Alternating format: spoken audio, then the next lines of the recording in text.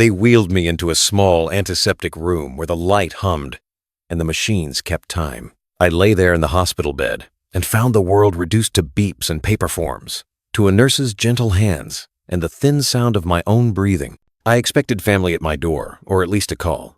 Instead, there was a silence so loud it felt like an accusation. The doctor said, "You're stable for now." Observation. Observation. A word that made me feel like an exhibit, not a man who had spent a life building things others called home. The nurse adjusted my blanket and smiled like pity.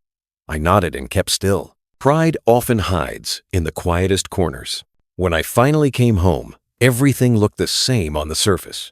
The porch light burned, the curtains hung neat and even, but the house had been rearranged in ways that mattered. Boxes sat in the spare room with my son's handwriting. Donate, kitchen, garage sale, tools. The tools I'd used for 40 years were gone. My blue sedan was missing from the driveway. A small yellow flyer on the bulletin board announced an upcoming estate sale. It was as if someone had taken a pair of scissors to the edges of my life. At the dining table, I found a letter. My son's voice, polite, distant, told me they thought it best I consider assisted living. "We have arranged for a facility," it said. "It'll be more comfortable for you." Comfortable. The word landed like a stone.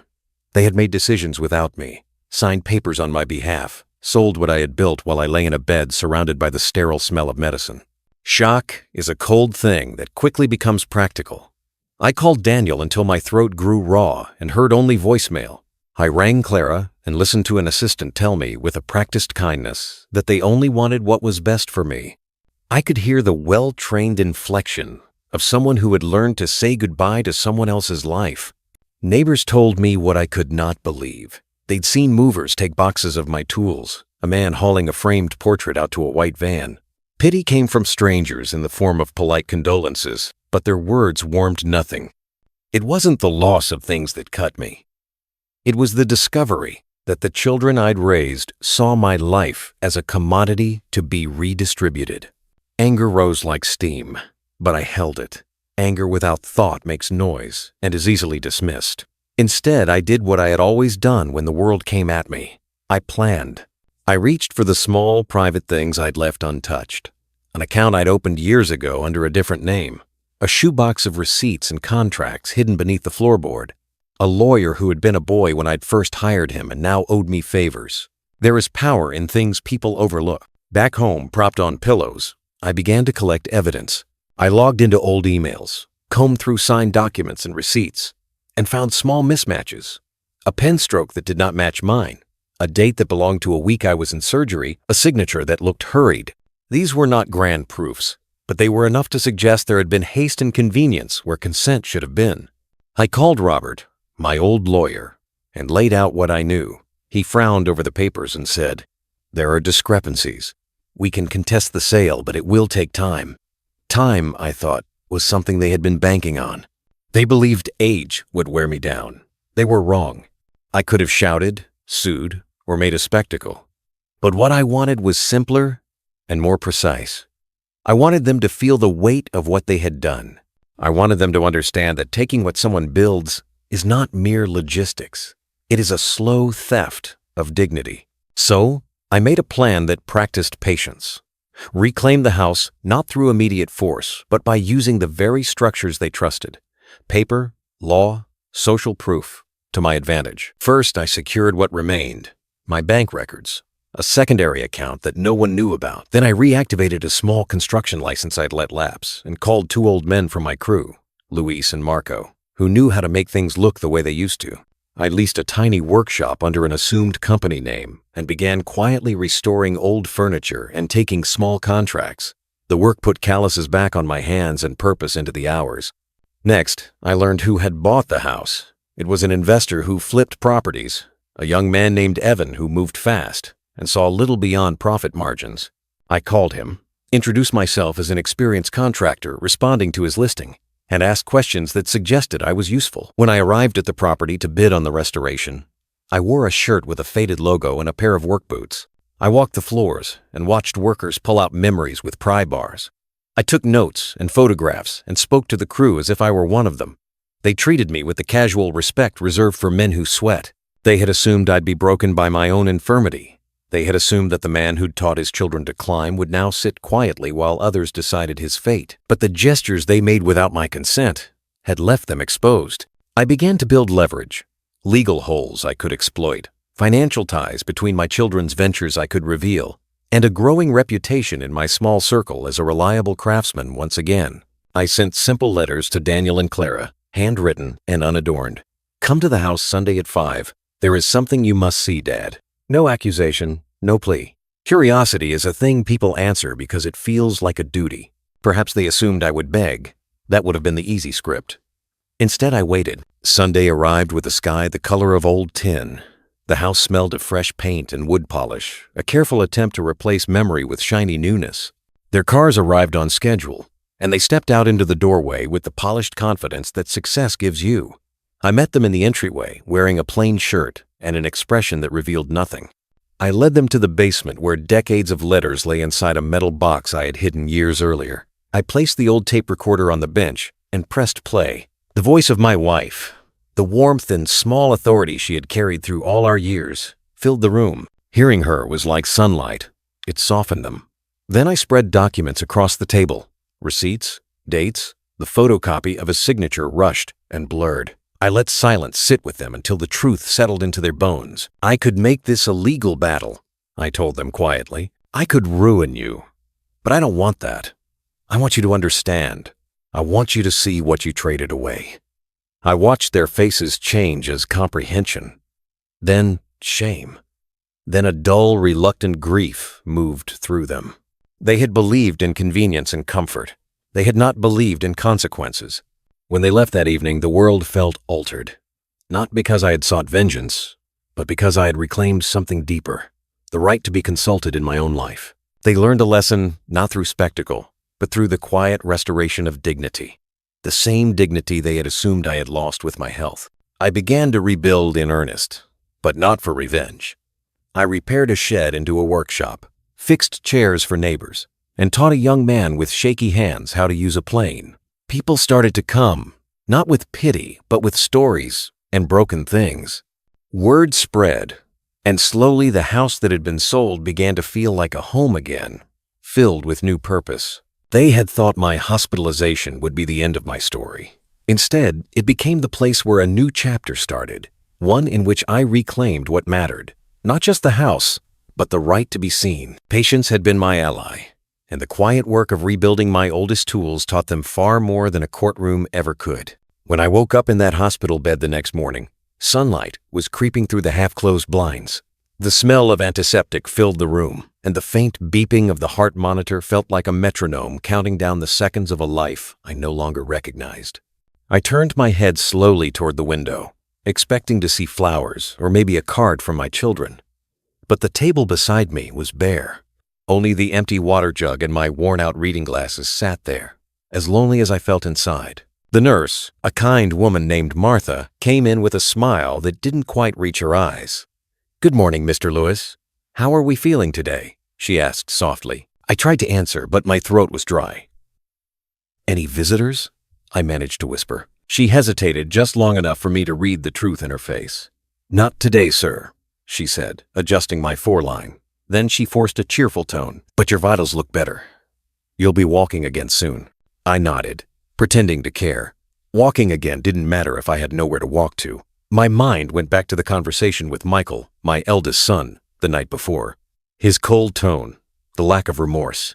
"We had to sell it, Dad." Those words looped in my head like a cruel echo. I remembered how, as a boy, he used to run through those same hallways laughing, how he begged me to build that treehouse in the backyard. And now, the home that held those memories was gone, traded for profit. When Martha left, I reached for the remote and turned on the small TV. Local news. My mind wandered, barely processing the words, until an image on the screen froze me. My own house. The segment was about a newly purchased family home undergoing renovations. I saw the front porch where I used to drink my morning coffee, now stripped bare. My oak tree, the one I planted the day my first child was born, was gone, cut down. The camera panned to a smiling couple holding hands, talking about their new beginning. Something inside me broke and hardened at the same time. My breath came out ragged, and I turned off the TV. They didn't even wait. The following days passed in a haze of therapy sessions and sleepless nights. Every time I closed my eyes, I saw my children's faces, Michael, Emma, and little Josh, all grown now, all distant. I kept asking myself where I went wrong. I had worked my entire life to give them stability, love, and a future.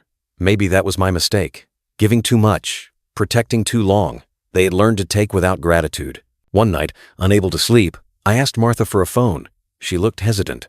Hospital policy doesn't usually allow. It's important, I interrupted. Something in my tone must have convinced her.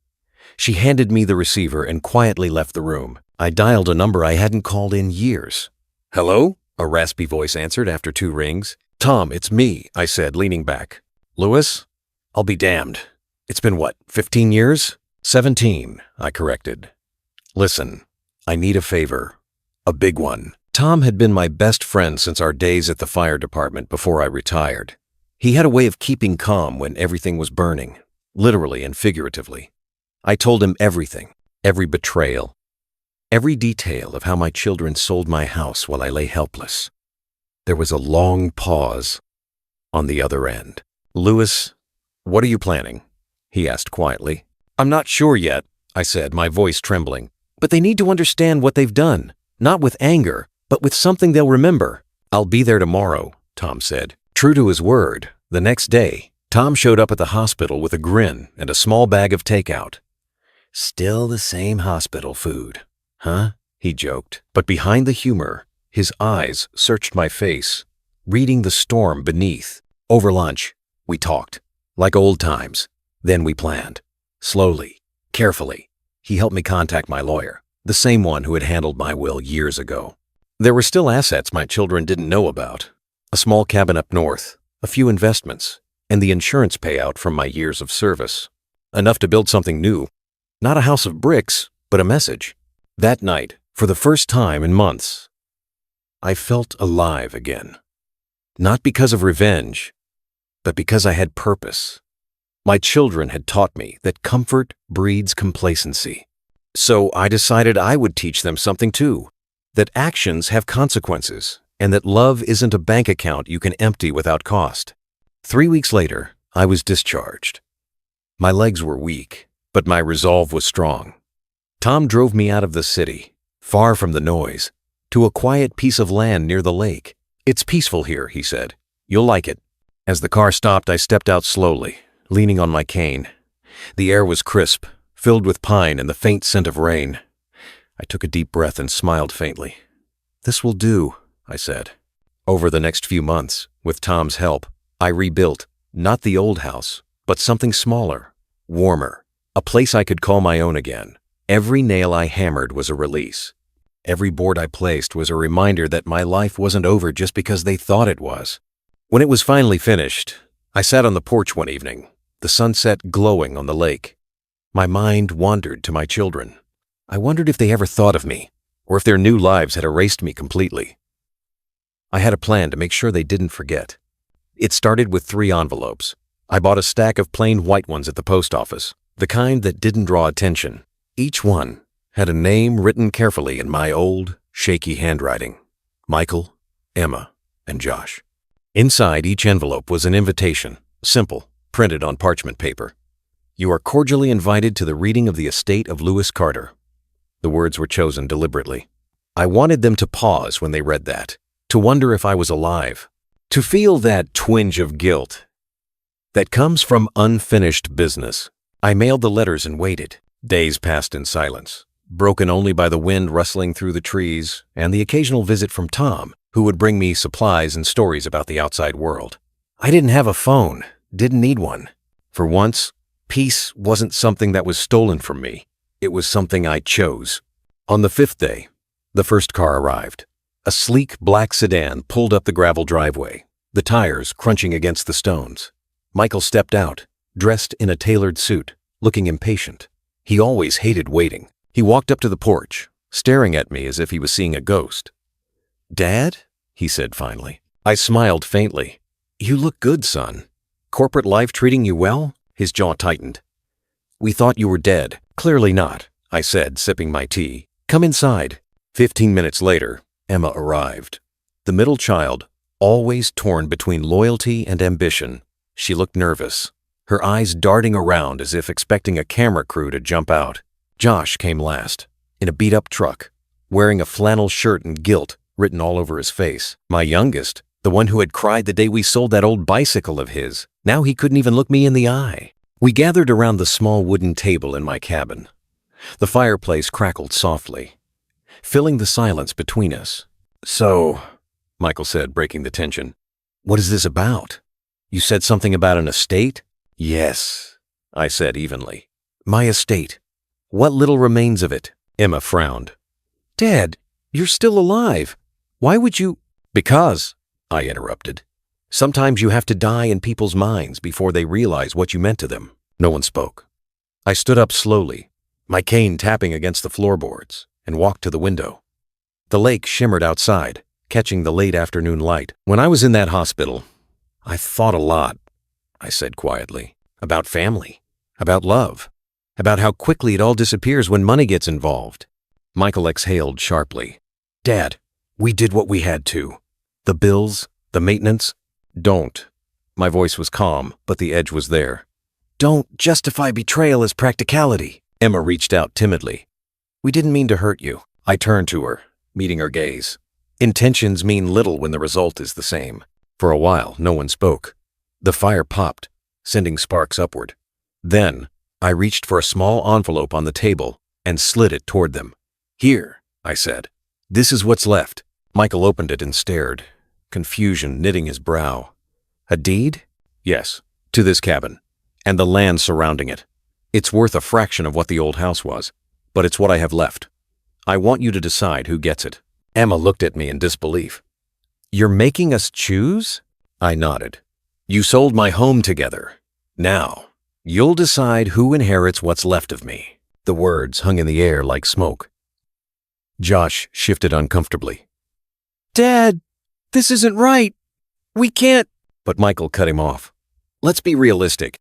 Emma has her own house. Josh rents. It should go to me." Emma's mouth opened in protest, but Michael's voice rose. "I handled the sale of the old place. I dealt with the legal work. It's only fair." I watched them quietly, saying nothing. The cabin seemed to shrink with their bickering, their voices rising, overlapping, echoing off the walls, just like when they were children, fighting over toys. The irony wasn't lost on me. Finally, I raised a hand. "Enough." They froze.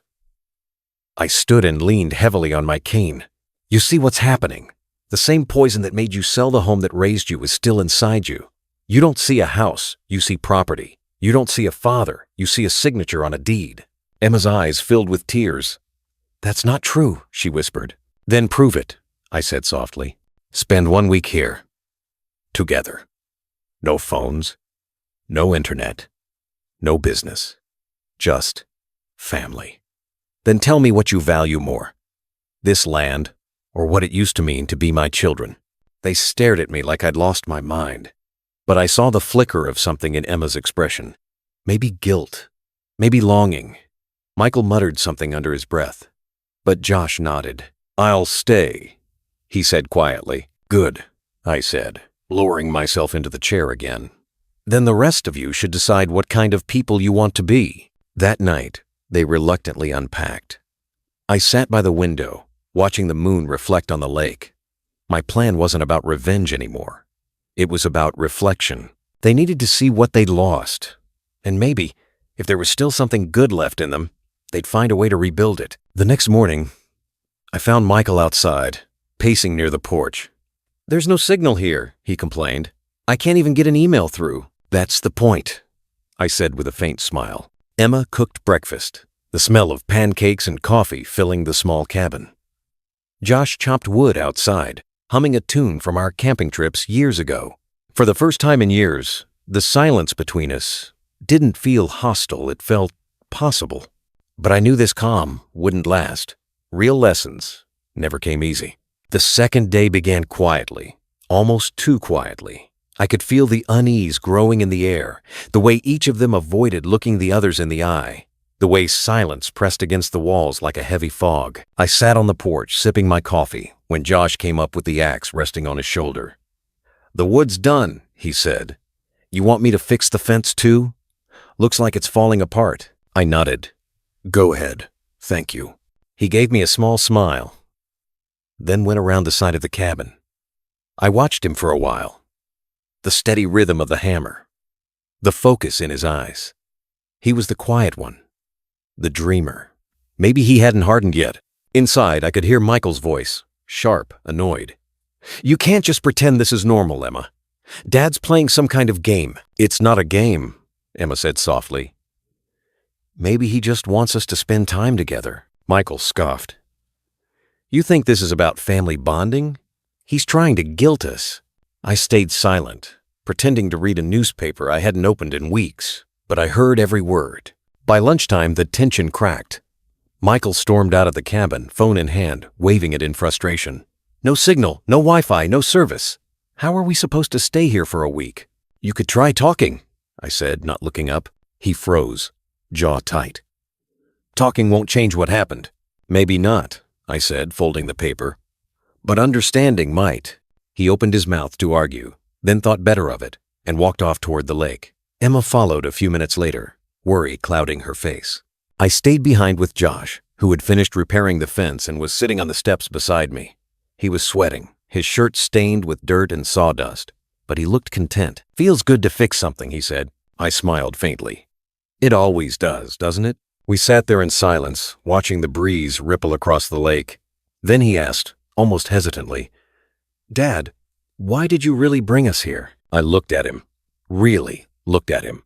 The boy I had carried on my shoulders. The man who now carried a quiet sadness behind his smile. "Because," I said, "some lessons can't be learned with words. They have to be lived." He nodded slowly, as if he understood, though I knew he didn't. Not yet. That evening, as the sun dipped below the horizon, Michael and Emma returned. Their faces were tense, their eyes red, maybe from arguing, maybe from something deeper. We ate in silence. The sound of forks scraping against plates was the only conversation. Then, as I stood to clear the dishes, Emma spoke up. "Dad, do you hate us?" Her voice cracked on the last word. I turned slowly, my heart aching at the sight of her trembling hands. "No, Emma," I said quietly. "I could never hate you, but I was disappointed. You took something sacred and turned it into a transaction. That house wasn't just walls and wood. It was your mother's laughter, your childhood memories, the smell of Sunday pancakes. It was the story of us." Her tears fell silently. Michael looked away. Josh stared at his hands. "I don't need you to say sorry," I continued. "But I need you to understand what you traded for money you didn't even need." Michael finally spoke, his voice low. "We were scared, Dad. You were in the hospital. The doctor said recovery might take months. The bills were piling up. I didn't know if you'd ever come back." I thought selling the house was the only option. I studied his face, the exhaustion etched in it. "And you didn't think to ask me?" He looked away. "You weren't conscious. I panicked." For the first time in years, I saw the child in him again. Not the man with the suit and the ego, but the boy who used to look to me for answers. And in that moment, my anger began to soften, just slightly. That night, I couldn't sleep. I sat by the window, staring out at the lake. The reflection of the moon shimmered like a second world, quiet, forgiving. Tom's words echoed in my head. "If you want to change them, show them who you are, not what they did." The next morning, I put my plan into motion. When they woke up, they found me already outside, a stack of papers laid out on the table.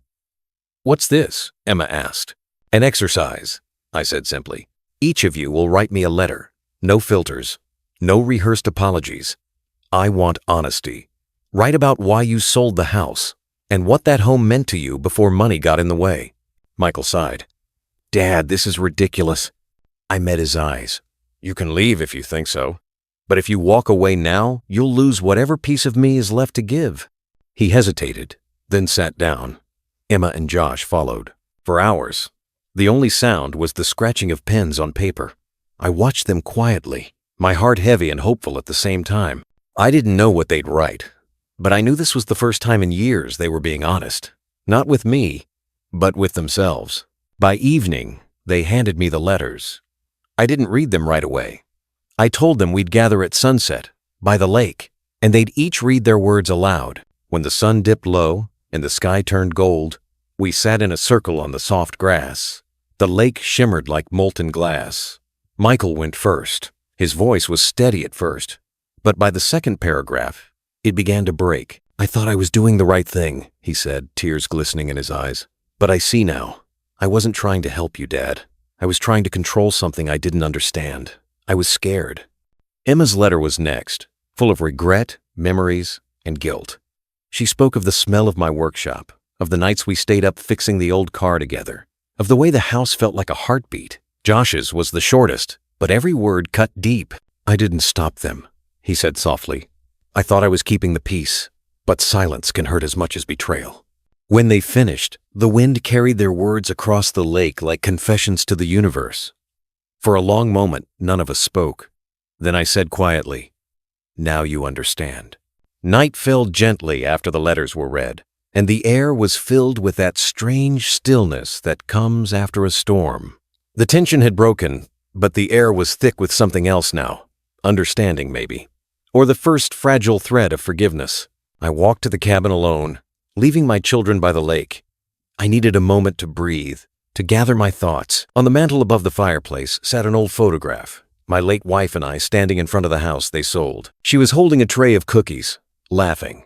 Her laughter always filled a room. I touched the frame, whispering to her memory, "We did it, love." They finally see. A knock sounded at the door. Emma stepped in quietly, holding a folded blanket. "You'll catch a chill out here," she said, placing it around my shoulders. "Dad, I'm sorry. Truly. I don't care about the house or the money anymore. I just want you to forgive us." Her eyes shimmered with tears, and in them I saw the little girl who used to draw flowers on my workshop walls. I reached out, holding her hand. "You've already earned it," I said softly. "Forgiveness isn't something I give. It's something we find together." Michael entered next, looking worn and older than his years. "I don't know how to fix this," he said. "Every time I look at you, I see what I did wrong." "This," I said, "is everything that used to be in the house. Photos, heirlooms, your mother's recipes, the wooden toys I made when you were kids, everything that mattered. When I was in the hospital, Tom, the lawyer, helped me move it all here. I knew you might do something foolish. So, when you sold the house, you sold 4 walls. But you never sold our memories." They stared in silence, realization dawning. Emma opened one box and gasped when she saw her childhood drawing of our family, still framed. Josh pulled out an old fishing rod. Michael picked up the clock that used to hang in the living room, its tick still steady, like a heartbeat from the past. "You see," I said quietly, "the home isn't gone. It's right here. You sold wood and bricks. But what built that house, love, time, care, those things can't be sold. They live in you, if you let them." Tears streamed down Emma's cheeks. Michael's shoulders trembled as he whispered, "I thought I was helping, but I was just afraid of losing you." I smiled faintly. "Then learn from that fear. Let it make you braver next time." He hesitated, then unfolded it. My own words filled the morning air. "If you're reading this, it means life reminded us how fragile everything can be. The house we built isn't eternal, neither am I. But if you ever forget what matters, look not at what you lost, but at what still stands, each other. No amount of money will ever buy back time, love, or peace. Guard them, and if you must lose something, make sure it's only the material, never the human." When he finished, no one spoke. Even the birds seemed to hold their song. Then Emma stepped forward and hugged me, tight and trembling. Josh followed, his arms around both of us. Finally, Michael joined, silent tears streaking his face. "For the first time in years, my family felt whole again," I whispered. "Now you understand why I brought you here." Michael nodded. "You didn't just teach us a lesson, Dad. You gave us a second chance." I smiled through the ache in my chest. That's all I ever wanted. As they packed their things and prepared to leave, I watched from the porch. The morning sun caught their faces, older, wiser, humbled. They waved before driving off, and for once, I didn't feel alone. I felt at peace. A few weeks later, a letter arrived in the mail. It was from Michael. Inside was a photo of a small house under construction, with a note beneath it, building something new. This time, with the right foundation, you're always welcome. I folded the letter and placed it next to my wife's picture. "You see, love," I murmured. They finally remembered. Outside, the wind rustled through the trees, carrying the faint echo of laughter, hers, mine, and theirs, blending into one. I smiled, took a deep breath, and whispered to no one in particular, "Lesson learned." And with that, I closed my eyes, letting the morning light wash over me. Peace, at last, felt like coming home.